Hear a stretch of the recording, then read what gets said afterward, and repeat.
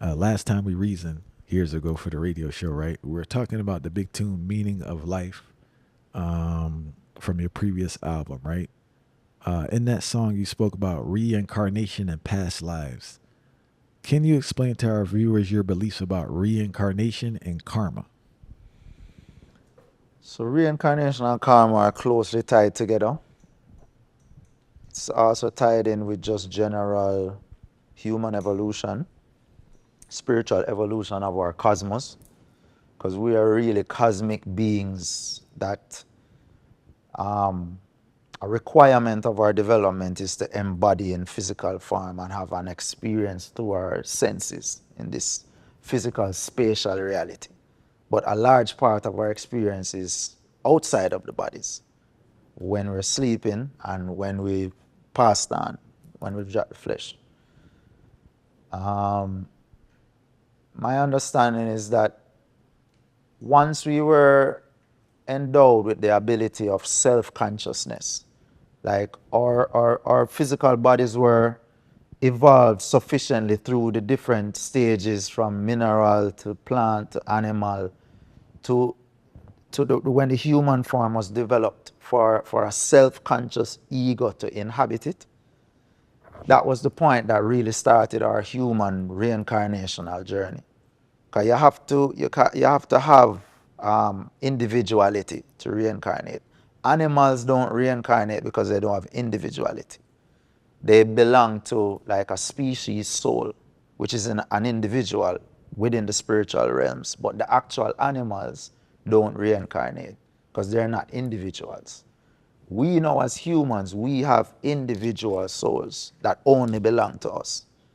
And then you will have like, different ancestors who are tasked with helping you, different angelic beings or Neteru or Orishas or, you know, beings like that that are tasked with helping you along your journey from eons of time till now and into the future. And yeah, each time you drop the flesh, you go into a process of processing the life you had. You know, what you did right, what you did wrong, who you did right to, who you did wrong to. And that process kind of sets you up for your soul to go into the next life. Long and short, I'm oversimplifying it. But based on what you've done in this life determines the next life that you're going to have. And that's how karma comes into play. So if if me and you get in a big argument or a big fight and we never get to resolve it, I'm going to carry that in my soul bodily form into the spiritual realms. And when I'm processing my life with the help of the angels or whatever, the ancestors around me, it's almost like it's going to be prescribed that a situation arises in my next life where we're able to reconciliate. No matter if I forward again as a woman in this next time or you as a man or a woman, somehow our souls are going to interact because you will be going through the same process in a year afterlife.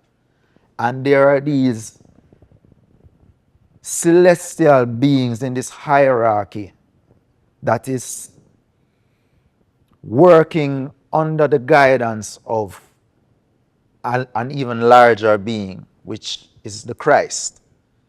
And the Christ is at the service of an even larger being, since we think in terms of space and size, which we could call God, and that's kind of the hierarchy. So there are these beings that specifically deal with karma, that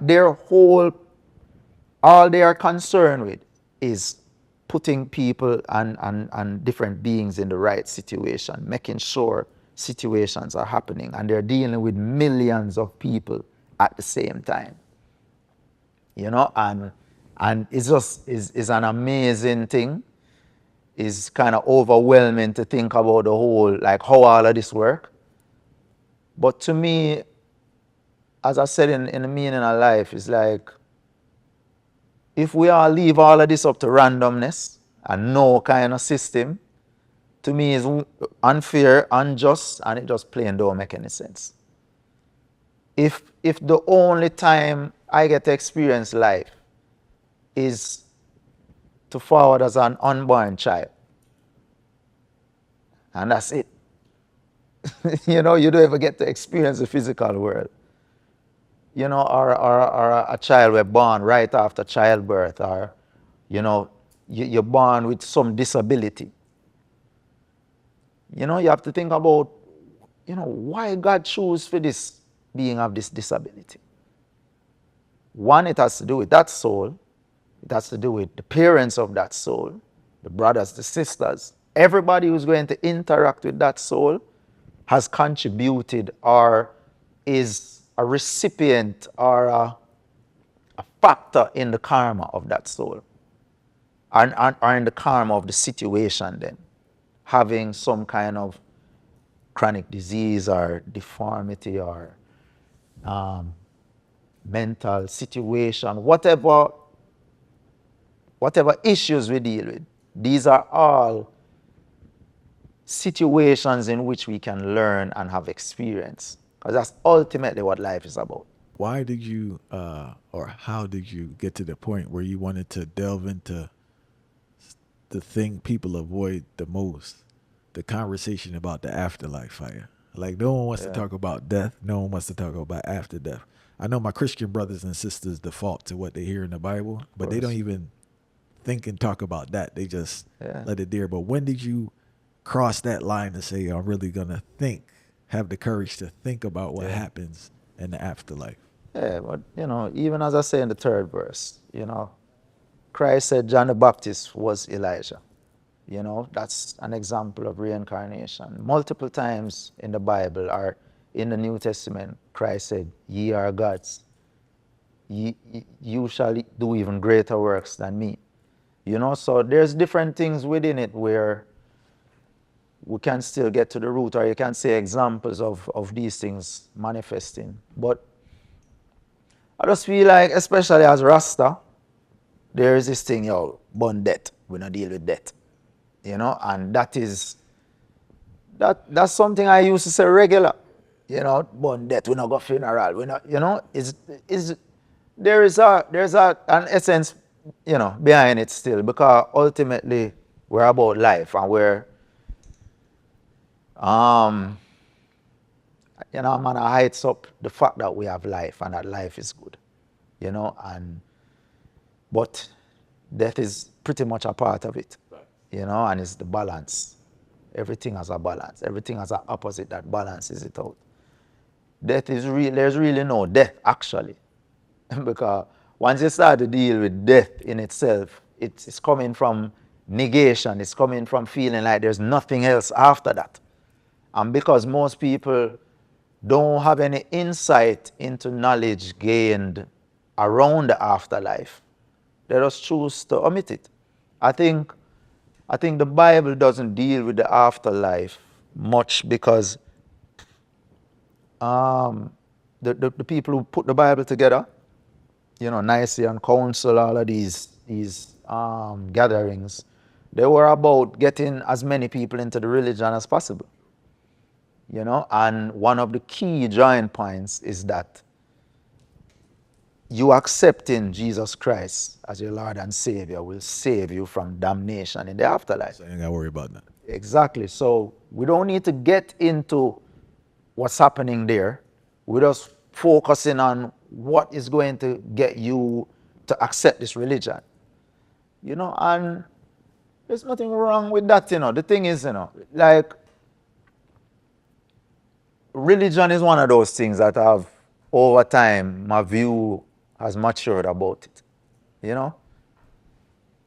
When we're young, we are born everything.